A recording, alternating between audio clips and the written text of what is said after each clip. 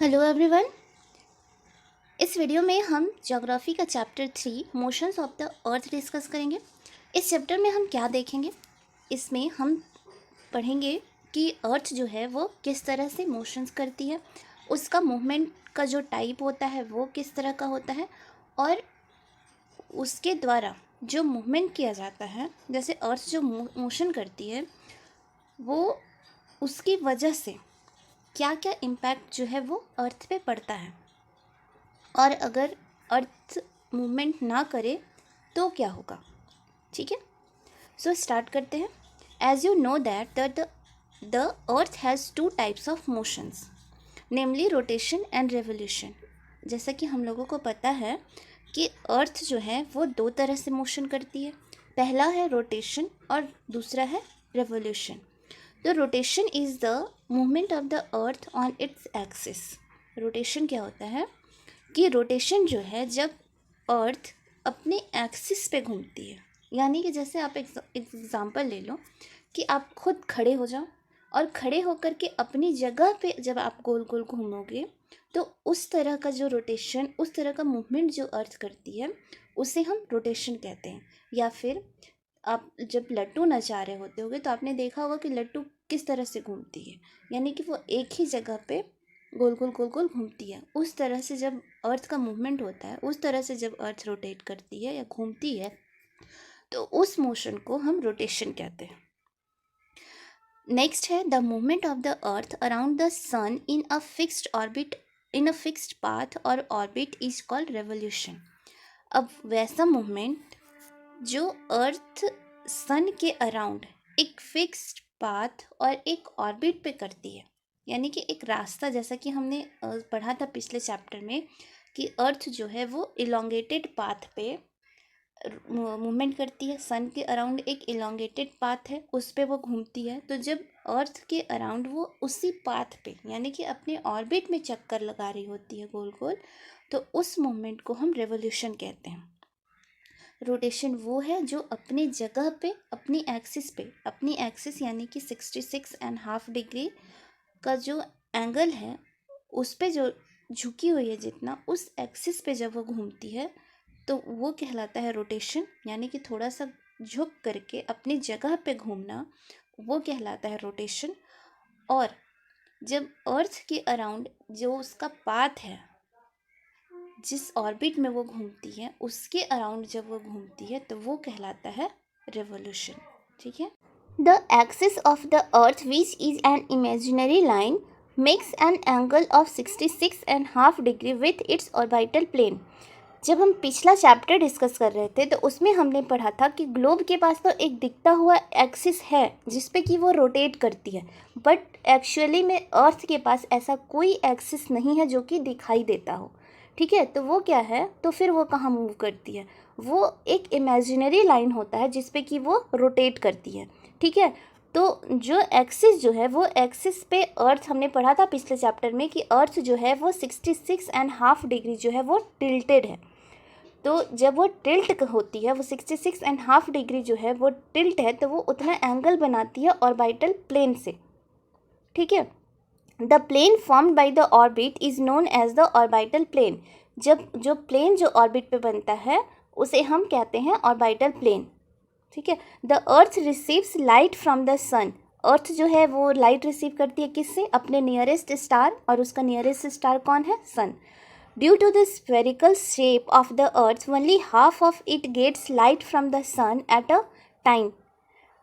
अब क्या है कि जब जो अर्थ जो है वो स्फेयर के फॉर्म में है, अगर आपको समझना है तो आप एक बॉल ले लो और उस पर लाइट, एक तरफ से उस पर टॉर्च जलाओ या लाइट की साइड पे रखो, तो आप ये चीज़ देखोगे कि जिस तरफ लाइट है उधर ही लाइट पड़ रही है, उसके ऑपोजिट साइड, यानी एक साथ दोनों स्फेयर है तो उसके दोनों तरफ लाइट नहीं पड़ रही है। एक साइड अगर लाइट है तो एक साइड अंधेरा होगा। ठीक है, the portion facing the sun experiences day while the other half away from the sun experiences night। अब वो एरिया जो कि सन को फेस कर रहा है, जो सन की तरफ है, वो डे को फेस करेगा, यानी कि वहाँ पे दिन होगा, और जो एरिया जिस लाइट जिसकी तरफ सन फेस कर रहा है उसके ऑपोजिट वाला एरिया क्या होगा, वो एक्सपीरियंस करेगा नाइट को, यानी कि वहाँ पे रात हो रही होगी। ठीक है। The circle that divides the day from the night on the globe is called the circle of illumination. अब वो सर्कल जो कि डिवाइड करता है या दोनों को डिफ्रेंशिएट करता है दिन और रात को, यानी कि उस एरिया में जहाँ पे कि लाइट पड़ रही है और उस एरिया में जहाँ की लाइट नहीं पड़ रही है, उस एरिया को जो सर्कल डिफ्रेंशिएट करता है, जो अलग करता है, उस सर्कल को हम कहते हैं सर्कल ऑफ इल्यूमिनेशन। ठीक है। This circle does not coincide with the axis as you see in the figure 3.2। अब फिगर 3.2 में आप ये देखोगे कि जो सर्कल ऑफ इल्यूमिनेशन है वो उसके साथ नहीं मिलता है, यानी वो सेम लाइन नहीं होता है, उसके साथ नहीं मिलता है जो कि एक्सिस का लाइन होता है। यहाँ पे आपको दो फिगर दिया हुआ है 3.1 एंड 3.2। 3.1 में है कि ऑर्बिटल प्लेन क्या होते हैं और एक्सिस पे वो कितना घुमा हुआ है, और 3.2 में है कि सर्कल ऑफ इल्यूमिनेशन क्या होता है और कौन सा एरिया जो है वो सनलाइट फेस करता है, डे इधर होगा, और कौन सा एरिया जो है उधर नाइट किधर होगा। ठीक है। तो ये दोनों फिगर को हम समझते हैं कि क्या कह रहा है इस फिगर में। तो फिगर 3.1 में है कि इसमें क्या है कि आप यहाँ पे देखो कि ये पूरी अर्थ है और ये जो है वो हमारा ऑर्बिटल प्लेन है। ये एक प्लेन फॉर्म हो रहा है अर्थ प्लेन फॉर्म कर रही है, तो ये जो हो जाएगा वो हो जाएगा plane of orbit, orbital plane जिसे हम कहते हैं। ये प्लेन जो फॉर्म करता है अर्थ उसे हम कहते हैं ऑर्बिटल प्लेन। ये जो है ऑर्बिटल प्लेन है। अब यहाँ से हम एक स्ट्रेट सर्कल ड्रॉ करेंगे, ये वर्टिकल लाइन ड्रॉ किया हमने, और ये जो है वो एक्सिस है, ये नॉर्थ पोल यहाँ पे और ये साउथ पोल यहाँ पे। अब ये जो है वो 66.5 डिग्री टिल्टेड है, 66.5 डिग्री आपको यहाँ पे ये टिल्टेड दिख रही होगी। तो जब ये इतना झुकी हुई है तो जो ऑर्बिटल प्लेन जो होगा और इसके बीच की दूरी जो होगा, पोल के बीच की दूरी जो होगा वो 23.5 डिग्री होता है। ठीक है। ये इस तरह से टिल्टेड है। हमारा फिगर 3.2 है कि ये देखो सन है और सनलाइट इस एरिया में पड़ रही है और इसके ऑपोजिट वाले एरिया में तो यहाँ पे दिन हो रहा है और इसके ऑपोजिट वाले एरिया में रात हो रहा है। ठीक है। जिधर सनलाइट पड़ रही है वो जो होगा वो फेस करेगा डे को, यानी कि ये वाला एरिया जो है वो फेस करेगा किसे, डे को, क्योंकि इधर सनलाइट पड़ रही है। और ये जो एरिया है इधर जो सनलाइट नहीं पड़ रही है वो फेस करेगा आपका नाइट को। ठीक है। अब हमें ये देखना था कि जो एक्सिस जो है और सर्कल ऑफ इल्यूमिनेशन जो है वो एक दूसरे को कोइंसाइड नहीं करता है, मतलब कि वो एक दूसरे से नहीं मिलता है। यहाँ पे हम देख रहे हैं कि ये जो लाइन है वो है हमारा एक्सिस, ये नॉर्थ पोल है और ये साउथ पोल है, और हमारा सर्कल ऑफ इल्यूमिनेशन जो है वो ये लाइन जो है वो सर्कल ऑफ इल्यूमिनेशन है। आप देख रहे होंगे कि ये एक दूसरे को कोइंसाइड नहीं कर रहा है, यानी कि ये एक दूसरे से नहीं मिल रहा है, एक दोनों जो लाइन है वो एक ही पे नहीं है। ठीक है। The Earth takes about 24 hours to complete one rotation around its axis. अर्थ जो है वो अपना रोटेशन कंप्लीट करने में, मतलब अपने एक्सिस पे एक बार घूमने में कितना टाइम लेती है, 24 आवर का टाइम लेती है। The period of rotation is known as the earth day. उसे हम क्या कहते हैं, अर्थ डे कहते हैं। जो 24 आवर का टाइम होता है जिससे हम दिन रात कहते हैं वो उसे हम अर्थ डे कहते हैं। ठीक है। क्योंकि इतने टाइम में अर्थ जो है अपने एक्सिस पे एक चक्कर लगा लेती है। This is the daily motion of the अर्थ, क्योंकि ये हर दिन का उसका है, हर दिन एक चक्कर लगा लेती है, दिन रात मिला करके 24 घंटे का होता है। ठीक है। What would happen if the earth did not rotate. अगर अर्थ रोटेट नहीं करेगी तो क्या होगा, आपने सोचा है कि क्या हो सकता है अगर अर्थ रुक जाए एक ही जगह पे, ना वो अपने एक्सिस पे रोटेट करे ना वो सन का अराउंड अपने ऑर्बिट पे रोटेट करे, तो क्या होगा। The portion of the earth facing the sun would always experience day, thus bringing continuous warmth to the region. क्या होगा कि अगर सन जो है वो रोटेट ना करे या वो ना घूमे तो जो पोर्शन पे सनलाइट फेस कर रहा है वहीं पे हमेशा सनलाइट फेस करते रहेगा, वही एरिया, और वहीं पे हमेशा दिन होगा। जैसे कि नॉर्दर्न हेमिस्फेयर पे अगर सनलाइट फेस कर रहा है तो नॉर्दर्न हेमिस्फेयर में हमेशा ही दिन होगा और साउदर्न हेमिस्फेयर में क्या होगा, हमेशा ही रात होगा। और जिस एरिया तरफ आपको पता है कि जहाँ पे सनलाइट ज़्यादा पड़ती है वहाँ पे गर्मी ज़्यादा होती है, तो क्या होगा कि सनलाइट जिस एरिया पे पड़ेगा वहाँ पे दिन होगा, वहाँ पे गर्मी होगी और इतना हार्श कंडीशन हो जाएगा कि वहाँ पे सरवाइव करना ही मुश्किल हो जाएगा। The other half would remain in darkness and be freezing cold all the time. और दूसरा पार्ट में क्या होगा कि वहाँ पे सनलाइट पड़ेगी ही नहीं, तो वहाँ पे हमेशा रात रहेगा और वो इतनी ज़्यादा ठंड हो जाएगी, वो एरिया इतनी ज़्यादा ठंडी हो जाएगी कि वहाँ कोई सर्वाइव ही नहीं कर पाएगा। Life would not have been possible in such extreme condition. और इस एक्सट्रीम कंडीशन में क्या होगा कि लाइफ सस्टेन ही नहीं होगी। ठीक है। The second motion of the earth around the sun in its orbit is called revolution. Second motion क्या होता है कि अर्थ जो है वो सन के अराउंड अपने ऑर्बिट पे जो घूमती है उसे हम रेवोल्यूशन कहते हैं। It takes 365 and 1/4 days 1 year to revolve around the sun. एक साल जिसे हम कहते हैं वो 365 डेज एंड 6 आवर्स का होता है। ठीक है। We consider a year as consisting of 365 days only and ignore 6 hours for the sake of convenience. अब हम क्या करते हैं कि एक्चुअली में क्या होता है कि अर्थ जो है वो अपने ऑर्बिट पे सन के अराउंड कितने दिन में घूमती है, कितने दिन में घूम जाती है एक बार, तो उसे टाइम लगता है 365 डेज एंड 6 आवर्स। लेकिन हम 6 आवर्स को इग्नोर कर देते हैं और सिर्फ 365 डेज ही कहते हैं, जिसमें कि हम कहते हैं कि एक साल में कितने दिन होते हैं, तो 365 डेज होते हैं। ऐसा हम अपने कन्वीनियंस के लिए करते हैं और 6 आवर्स को इग्नोर कर देते हैं। ठीक है।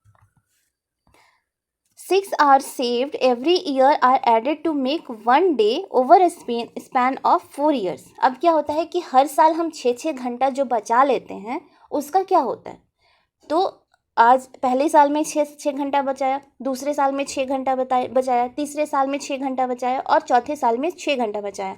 तो ये 6 घंटे मिला करके 4 साल में कितने घंटे हो जाएंगे, 6 × 4 24 आवर्स हो जाएंगे।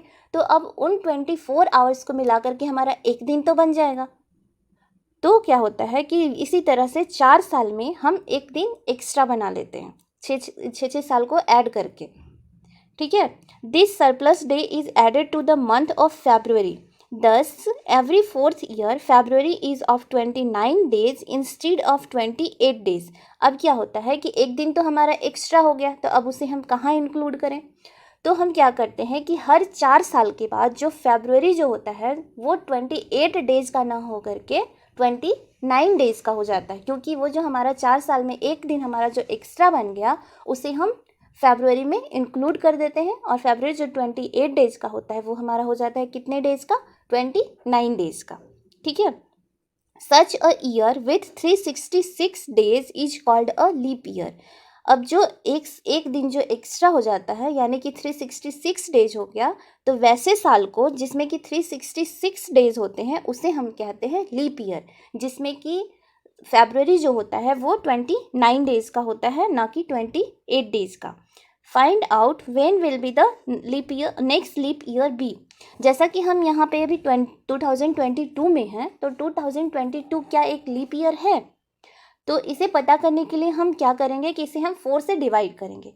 अगर 2022 4 से डिविजिबल होगा तो ये एक लीप ईयर होगा, और अगर ये 4 से डिविजिबल नहीं होगा तो ये एक लीप ईयर नहीं होगा। तो 2022 जो है वो 4 से डिवाइड नहीं होगा पूरा, तो 2022 जो है वो लीप ईयर नहीं है। तो हमारा नेक्स्ट जो लीप ईयर आएगा वो कौन सा होगा, 2023 डिवाइड है 4 से, डिवाइडेड नहीं होगा। 2024 जो होगा वो पूरी तरह डिविजिबल है 4 से, इसलिए नेक्स्ट हमारा जो लीप ईयर आएगा वो 2024 होगा। ठीक है। From the figure 3.3, it is clear that the Earth is going around the Sun in an elliptical orbit। जब हम फिगर 3.3 देखेंगे तो उसमें हम देखेंगे कि अर्थ जो है वो स्फीयर पाथ में नहीं घूम रही है, वो एक एलिप्टिकल ऑर्बिट में घूमती है। एलिप्टिकल ऑर्बिट का मतलब है कि एक अंडाकार शेप में घूमती है, एक दीर्घवृत्ताकार शेप में। ठीक है। तो ये है हमारा एलिप्टिकल ऑर्बिट। ये देखो कि ये अगर स्फीयर होता तो ये इस शेप में होता, इस तरह से, बट एक स्फीयर ऑर्बिट में नहीं घूमती है, वो एक एलिप्टिकल ऑर्बिट में घूमती है। तो इलिप्टिकल ऑर्बिट जो होता है वो इस शेप का होता है, इस तरह से, क्योंकि अर्थ जो है वो स्फीयर में नहीं घूम रही है, एक इलिप्टिकल ऑर्बिट में ऐसे राउंड राउंड राउंड राउंड चक्कर लगाती है सन के अराउंड, ठीक है। Notice that throughout its orbit the earth is inclined in the same direction। अब आप जब यहाँ पे हम फिगर देख रहे हैं तो इसमें हम देख रहे हैं कि अर्थ जो है वो सेम डायरेक्शन में इंक्लाइंड है, वो 66.5 डिग्री जो है वो सेम डायरेक्शन में ही झुकी हुई है। ऐसा नहीं है कि जब इधर से इधर रोटेट कर रही है तो वो इस साइड झुक गई, या जब इधर घूम रही है तो इधर रोटेट घूम गई। जैसा कि इसमें फिगर में आप देख पा रहे हैं कि ये जो है ये झुकी हुई है इस तरह से, जब ये यहाँ आई तो भी इसी तरह झुकी हुई है, और फिर जब यहाँ गई तो भी इसी तरफ झुकी हुई है, और जब यहाँ आई तो भी इसी साइड घूमी हुई है। यानी कि जो वो कोई भी पोजीशन चेंज करे उसका इंक्लिनेशन जो है वो सेम डायरेक्शन में होता है, ठीक। A year is usually divided into summer, winter, spring and autumn seasons. Season change due to the change in the position of the earth around the sun. अब एक साल जो होता है वो मेनली डिवाइड होता है समर में, विंटर में, स्प्रिंग में और ऑटम सीजन में। और सीजन चेंज किस वजह से होता है? सीजन चेंज इस वजह से होता है कि सन जो अर्थ जो है वो जब सन के अराउंड अलग अलग पोजीशन पे रहती है, यानी कि जब यहाँ पे होगी तो यहाँ पे कोई और सीज़न होगा, जब यहाँ पे होगी तो यहाँ पे कोई और पोजीशन होगा, यहाँ पे रहने के बाद यहाँ पे कोई और सीज़न होगा, और यहाँ पे रहने के बाद कोई और सीज़न होगा। जैसे जैसे वो अपना प्लेस चेंज करती है, अपना पोजीशन चेंज करती है, वैसे वैसे सीज़न भी चेंज होता जाता है, ठीक है। Look at the figure 3.3. You will notice that on 21st June the northern hemisphere is tilted towards the sun. जब आप फिगर देखेंगे तो उसमें आप देखेंगे कि 21 जून को जो है वो नॉर्दर्न हेमिस्फेयर जो है वो किधर टिल्टेड है? नॉर्दर्न हेमिस्फेयर जो है वो टिल्टेड है सन की तरफ, ठीक है। The rays of the sun fall directly on the tropic of Cancer. और जो सन रेज जो है वो डायरेक्टली कहाँ फॉल कर रही है? ट्रॉपिक ऑफ कैंसर पे। ट्रॉपिक ऑफ कैंसर कहाँ होता है? नॉर्दर्न हेमिस्फेयर में, ठीक है। As a result those areas receive more heat. तो हमने प्रीवियस चैप्टर में भी पढ़ा था कि जहाँ पे सनलाइट जो है वो सीधी पड़ती है वो एरिया क्या करता है कि वो ज़्यादा हीट रिसीव करता है। तो यहाँ पे क्या होगा कि यहाँ पे सन रेज जो है वो ट्रॉपिक ऑफ कैंसर पे सीधी पड़ रही है, इस तरह से टिल्टेड है। 21 जून को नॉर्दर्न हेमिस्फीयर सन की तरफ टिल्टेड है, इसलिए जो सनलाइट जो है वो ट्रॉपिक ऑफ कैंसर पे पड़ रही है। और ट्रॉपिक ऑफ कैंसर पे पड़ने की वजह से क्या हो रहा है कि वहाँ पे मोर हीट रिसीव हो रहा है, क्योंकि सन रेज जो है वो डायरेक्टली उस पर पड़ रही है, ठीक है। The areas near the poles receive less heat as the rays of the sun are slanting. अब क्या हो रहा है कि जो एरिया जो है वो पोल के नज़दीक जो एरिया है वो वहाँ पे जो है सन जो है वो स्लैंटिंग है, मतलब कि तिरछा पड़ रहा है, इसलिए वहाँ पे कम हीट रिसीव हो रहा है, ठीक है। The North Pole is inclined towards the sun and the places beyond the Arctic Circle experience continuous daylight for about 6 month. और जो नॉर्थ पोल जो है वो सन की तरफ इंक्लाइंड हुआ है, इसलिए जो प्लेस जो है वो आर्कटिक सर्कल के जो पीछे का एरिया है वो क्या कर रहा है कि वो कंटिन्यूअस डे लाइट एक्सपीरियंस कर रहा है। कितने दिनों के लिए? 6 महीनों के लिए, क्योंकि वहाँ पे स्लैंट वे में हल्की सनलाइट रिसीव हो रही है। सन रे जो है वहाँ पे स्लैंट वे में पड़ रहा है, कितने दिनों के लिए? 6 महीने के लिए, इसलिए वहाँ पे कंटिन्यूअसली डे लाइट 6 महीने तक दिखाई देगा, ठीक है। Since a large portion of the northern hemisphere is getting light from the sun, क्योंकि लार्ज पोर्शन जो है वो नॉर्दर्न हेमिस्फीयर में वहाँ पे क्या हो रहा है? लाइट पड़ रहा है, सनलाइट पड़ रहा है लार्ज एरियाज में। It is summer in the regions north of the equator. तो जब नॉर्दर्न हेमिस्फीयर में मोस्टली एरिया में सनलाइट रिसीव हो रहा है और वहाँ पे गर्मी पड़ रही है, तो क्या होगा कि जितने भी एरिया जो है वो इक्वेटर के नॉर्थ में हैं, वो क्या वहाँ पे क्या एक्सपीरियंस करेंगे? वहाँ के लोग उस एरिया में समर का होगा, समर सीजन होगा, ठीक है। वहाँ पे गर्मी होगी, क्योंकि जब लाइट पड़ रहा है कंटिन्यूअसली तो हीट भी रिसीव होगा, और हीट रिसीव होगा तो क्या एक्सपीरियंस होगा? गर्मी एक्सपीरियंस होगा। तो जितने भी इक्वेटर के नॉर्थ वाले एरिया हैं वहाँ पे समर सीजन होगा। The longest day and the shortest night at these places occur on 21 जून। अब नॉर्दर्न हेमिस्फेयर में क्या होगा कि लॉन्गेस्ट डे होगा और शॉर्टेस्ट नाइट होगा, लंबे दिन होंगे और छोटी रात होगी। कब होगा ऐसा? 21 जून को, ठीक है। 21 जून को जो होगा वह सबसे लंबा दिन होगा और सबसे छोटी रात होगी, ठीक है। At this time in the southern hemisphere all these conditions are reversed. अब जब ये सब चीज़ें तो नॉर्दर्न हेमिस्फेयर में हो रहा है, तो साउदर्न हेमिस्फेयर में क्या होगा? साउदर्न हेमिस्फेयर में जस्ट इसके ऑपोजिट होगा, जस्ट इसका उल्टा होगा। तो क्या होगा वहाँ पे कि साउदर्न हेमिस्फेयर में जो एरियाज जो होंगे वहाँ पे ठंड का मौसम होगा, वहाँ पे विंटर सीजन होगा। नाइट्स जो होंगे वो लॉन्गर होंगे और डेज जो होंगे वो नाइट्स जो होंगे वो लॉन्गर होंगे और डेज जो होंगे वो शॉर्टर होंगे। रात लंबी होगी और दिन छोटे होंगे। This position of the earth is the summer solstice. अब ये सब चीज़ें जो होती हैं इसे हम कहते हैं समर सॉलिस्टिस, ठीक है। कि नॉर्दर्न हेमिस्फेयर में गर्मी पड़ रही होगी और साउदर्न हेमिस्फेयर में ठंडी पड़ रही होगी। नॉर्दर्न हेमिस्फेयर में दिन लंबे होंगे, रात छोटी होगी, और साउदर्न हेमिस्फेयर में क्या होगा कि रात लंबी होगी और दिन छोटे होंगे। इस कंडीशन को हम समर सॉलिस्टिस कहते हैं, ठीक है। और ये 21 जून को क्या होगा? 21 जून को दिन सबसे लंबे होते हैं और रात सबसे छोटी होती है। On 22nd December, the Tropic of Capricorn receives direct rays of the sun as the South Pole tilts towards it. और 22 दिसंबर को क्या होता है कि ट्रॉपिक ऑफ कैप्रिकॉर्न जो है वो डायरेक्ट सनरेज को रिसीव करता है। क्यों? क्योंकि साउथ पोल जो होता है वो टिल्टेड होता है किधर? वो सन की तरफ टिल्टेड होता है। इसलिए जो कैप्रिकॉर्न होता है, ट्रॉपिक ऑफ कैप्रिकॉर्न कहाँ है? साउदर्न हेमिस्फेयर में है। तो साउथ पोल जो होता है वो टिल्ट होता है सन की तरफ, इसलिए जो ट्रॉपिक ऑफ कैप्रिकॉर्न जो है वो सीधी लाइट रिसीव करती है सन से, ठीक है। इसलिए वहाँ पे सीधा लाइट पड़ता है।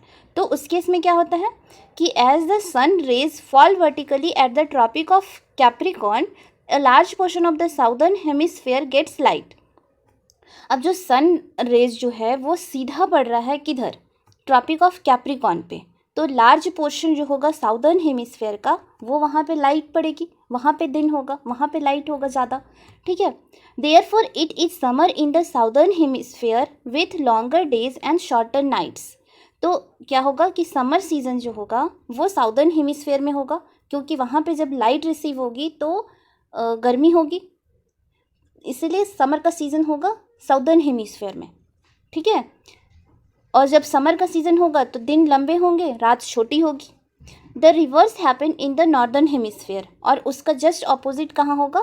नॉर्दर्न हेमिस्फेयर में, क्योंकि वहाँ पे ठंड का मौसम होगा, उधर सनलाइट रिसीव नहीं होगी, इसलिए वहाँ पे गर्मी भी कम होगी, ठंडी का मौसम होगा, रात लंबी होगी और दिन जो होंगे वो छोटे होंगे, ठीक है। This position of the earth is called the winter solstice. अब इसे हम क्या कहते हैं? विंटर सॉलिस्टिस कहते हैं। ऐसा जब पोजीशन होगा अर्थ का तो उसे हम विंटर सॉलिस्टिस कहते हैं। यानी कि साउदर्न हेमिस्फेयर में जब गर्मी होगा तो उसे हम विंटर सॉलिस्टिस कहते हैं, और नॉर्दर्न हेमिस्फेयर में जब गर्मी होगी तो उसे हम समर सॉलिस्टिस कहते हैं, ठीक है। याद रखने के लिए आपको क्या है कि नॉर्थ पोल और साउथ पोल होता है। डायरेक्शन हम कैसे पता करते हैं? डायरेक्शन हम नॉर्थ पोल की वजह से पता करते हैं। तो नॉर्दर्न हेमिस्फेयर में जब गर्मी होगी तो समर का सीज़न होगा तो उसे हम समर सॉलिस्टिस कहेंगे, ठीक है। और उसी का जस्ट ऑपोजिट होगा कि जब साउदर्न हेमिस्फेयर में गर्मी होगा तो उसे हम विंटर सॉलिस्टिस कहेंगे, ठीक है। Okay, do you know that Christmas is celebrated in Australia in the summer season? क्या आपको पता है कि क्रिसमस जो है वो ऑस्ट्रेलिया में गर्मी में मनाई जाती है, समर सीजन में मनाई जाती है। आपके यहाँ यानी हमारे यहाँ कब मनाई जाती है? हमारे यहाँ तो ठंडी के मौसम में मनाई जाती है, क्योंकि क्रिसमस 25 दिसंबर को मनाई जाती है और क्रिसमस के टाइम पे 25 दिसंबर को हमारे यहाँ ठंडी पड़ रही होती है। तो जब हमारे यहाँ ठंडी पड़ेगी, क्योंकि हमारा जो इंडिया है वो है नॉर्दर्न हेमिस्फेयर में और ऑस्ट्रेलिया जो है वो है साउदर्न हेमिस्फेयर में, तो इंडिया में जब गर्मी पड़ रही होगी तो ऑस्ट्रेलिया में क्या हो रहा होगा? ठंडी पड़ रही होगी। और जब इंडिया में ठंडी पड़ रही होगी तो ऑस्ट्रेलिया में क्या हो रहा होगा, ऑस्ट्रेलिया में गर्मी पड़ रही होगी, तो क्रिसमस हमारे यहाँ ठंडी में मनाई जाती है, तो इसलिए ऑस्ट्रेलिया में 25 दिसंबर को गर्मी पड़ती है, इसलिए वहाँ पे क्रिसमस 25 दिसंबर को ही मनाई जाती है, बट वहाँ पे सीज़न क्या होता है, सीज़न वहाँ पे गर्मी का होता है, ठीक है। ऑन 21 मार्च एंड सेप्टेम्बर 23, 2 दिन को क्या होता है, 21 मार्च को और 23 सितंबर को direct rays of the sun fall on the equator. At this position neither of the poles is tilted towards the sun.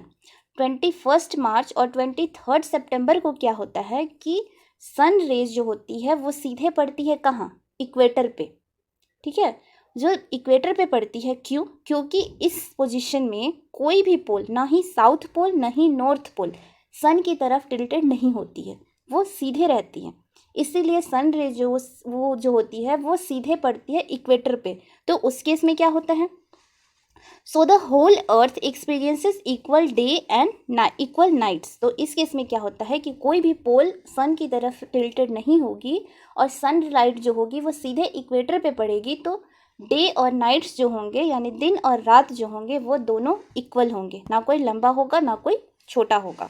This is called an equinox, उसे हम इक्विनॉक्स कहते हैं, क्योंकि यहाँ पे ना दिन लंबे होते हैं ना रात छोटी होती है, रात और दिन जो होते हैं वो बराबर होते हैं, क्योंकि सनरेज जो होती है वो डायरेक्ट इक्वेटर पे पड़ती है और कोई भी पोल्स जो होते हैं वो सन की तरफ टिल्टेड नहीं होते हैं, इस वजह से। On 23 September, it is autumn season in the northern hemisphere and spring season in the southern hemisphere. 23 सितंबर को क्या होता है कि ऑटम सीजन होता है नॉर्दर्न हेमिस्फीयर में और स्प्रिंग सीजन होता है साउदर्न हेमिस्फीयर में, ठीक है, स्प्रिंग सीजन साउदर्न हेमिस्फीयर में, एस से दोनों का नाम है, इससे आप याद रख सकते हैं। The opposite in the case on 21 मार्च, और 21 मार्च को इसका जस्ट उल्टा होता है। क्या होता है कि 21 मार्च को जो होता है वो ऑटम का सीजन होता है, ठीक है, और 20 ऑटम का सीजन होता है कहाँ पे, साउदर्न हेमिस्फीयर में, और नॉर्दर्न हेमिस्फीयर में स्प्रिंग का सीजन होता है 21 मार्च को। 23 सितंबर को ऑटम का सीजन होता है नॉर्दर्न हेमिस्फीयर में और स्प्रिंग सीजन होता है साउदर्न हेमिस्फीयर में, और 21 मार्च को होता है, क्या होता है कि नॉर्दर्न हेमिस्फीयर में होता है स्प्रिंग सीजन और साउदर्न हेमिस्फीयर में होता है ऑटम सीजन, ठीक है। अब स्प्रिंग और ऑटम सीजन में आपको अगर डिफरेंस जाना है तो स्प्रिंग सीजन जो होता है वो ठंड के बाद आता है और गर्मी से पहले आती है, ठीक है। स्प्रिंग का सीज़न जो होता है वो ठंडी के बाद, जो बसंत ऋतु ही होता है लेकिन वो ठंडी के बाद आता है और गर्मी से पहले आता है, और ऑटम जो होता है वो जस्ट उल्टा होता है, वो समर के बाद आता है और ठंड से पहले आता है, ठीक है। Thus you find that there are days and nights and changes in the seasons because of the rotation and revolution of the earth respectively. अब इस चैप्टर को पढ़ने के बाद आप ये समझ गए होंगे कि जो दिन और रात होते हैं और जो सीज़न बदलते हैं, ठंडी आती है, गर्मी आती है, बसंत ऋतु आती है, ये सब जितने भी चेंजेस होते हैं सीजन्स में वो सब रोटेशन और रेवोल्यूशन की वजह से होता है। जैसे रोटेशन की वजह से दिन और रात होता है और रेवोल्यूशन की वजह से सीजन्स में चेंजेस आते हैं, ठीक है। कभी आप गर्मी एक्सपीरियंस करते हो, कभी ठंडी एक्सपीरियंस करते हो, कभी आपको ना ठंडी लगती है ना गर्मी लगती है, बहुत अच्छा मौसम होता है जो कि स्प्रिंग और ऑटम का सीज़न होता है, ठीक है। तो इस फिगर में हम देखेंगे 3.3 में कि कैसे जैसे जैसे पोजीशन चेंज होता है अर्थ का वैसे वैसे समर सॉलिस्टिस आता है, कैसे विंटर सॉलिस्टिस आता है और कैसे कैसे सीजन जो है वो चेंजेस होते हैं, ठीक है। तो यहाँ पे हम देख रहे हैं कि ये एरिया जो है ये हमारा समर सॉलिस्टिस है।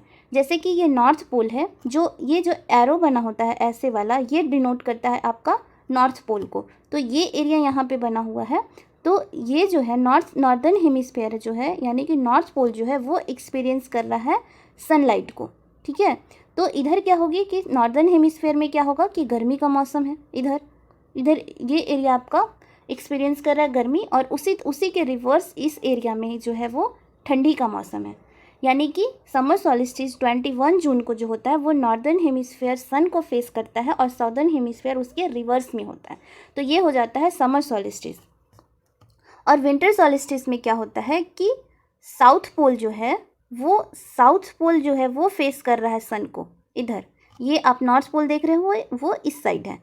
तो इस केस में क्या होगा कि जो नॉर्दर्न हेमिस्फेयर जो है वहाँ पे ठंडी होगी और साउदर्न हेमिस्फेयर में गर्मी होगी, तो इसे हम विंटर सॉलिस्टिस कहेंगे और ये 22 दिसंबर को आता है। ठीक है, अब हमारा ये 2 पोर्शन होता है, ये हमारा हो जाता है इक्विनॉक्स जहाँ पे कि दिन और रात जो दोनों होते हैं वो इक्वल होते हैं, क्योंकि कोई भी पोल जो होता है वो सन की तरफ टिल्टेड नहीं होता है। ये होता है इक्वेटर जो होता है वहाँ पे सनलाइट पड़ती है, सीधे जो इक्वेटर जो है वहाँ पे सनलाइट रिसीव होती है, इसीलिए यहाँ पे ना दिन लंबे होते हैं ना रात छोटी होती है, दिन और रात दोनों जो होते हैं वो बराबर होता है। ये 21 मार्च और 23 सितंबर को ऐसा एक्सपीरियंस होता है और ऑटम और स्प्रिंग्स का सीज़न आता है। ठीक है, तो इस तरह से हमारा chapter 3 motion of the earth complete हो गया है और नेक्स्ट वीडियो में हम इसके क्वेश्चन आंसर्स को भी डिस्कस कर लेंगे जो कि आपको आपकी बुक में दिए हुए हैं। ठीक है,